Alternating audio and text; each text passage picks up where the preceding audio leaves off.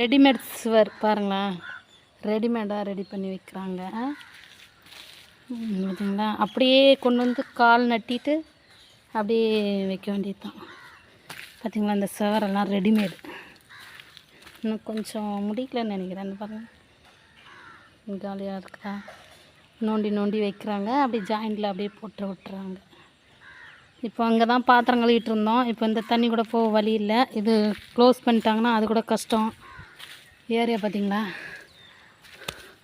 ஒரு வாரமாக தொடர்ந்து மழை தொல்லையாக இருக்குது. நம்ம செவலச்சி பாருங்கள், 9 குட்டி போட்டிருந்தா இல்லையா, தண்ணிக்குள்ளே எல்லாத்தையும் விட்டுட்டா போல் மழைக்கு. பாருங்கள், இப்போ 2 குட்டியை தூக்கின்னு வந்து இந்த குப்பை மேலே கொண்டு வந்து போட்டு வச்சுருக்கா. ஒரே கற்று வாழ்ன்னு கற்றுது. இங்கே வேறு பாம்பும் கீரி பிள்ளையும் அதிகம் அந்த இடத்துல. இதை வச்சுக்கிட்டு நான் என்ன பண்ணுறது சொல்லுங்க.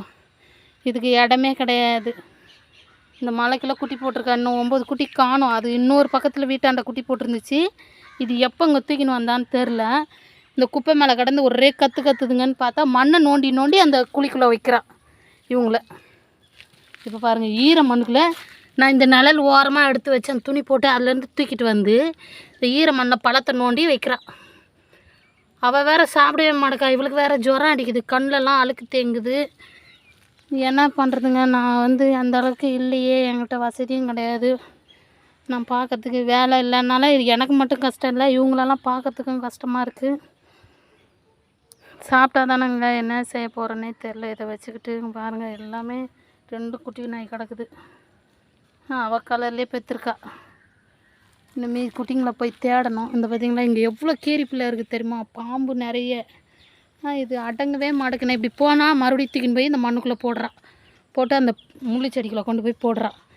கீரி பிள்ளை இழுத்துன்னு போயிடுச்சுன்னா என்ன பண்ணுறது, மதிக்கவே மாட்டேங்குது.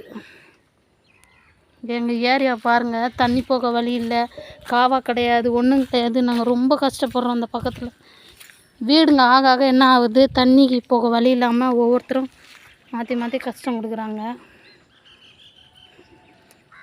பார்த்தீங்களா, எங்களுக்கு முடிஞ்ச அளவுக்கு சீக்கிரம் இந்த காவா ரெடி பண்ணி கொடுத்துட்டிங்கன்னா நாங்கள் சந்தோஷமாக இருப்போம். நாங்கள் குளிக்கிறதுலேருந்து பாத்திரம் கழுவுற வரைக்கும் ஒரு பள்ளத்தில் நோண்டி விட்டு அதை மொண்டு ஊற்றுறது ரொம்ப கஷ்டமாக இருக்குது. கொஞ்சம் எங்களை பக்கம் ஏரியா காவாவை ரெடி பண்ணி விடுங்க. ரொம்ப நன்றி.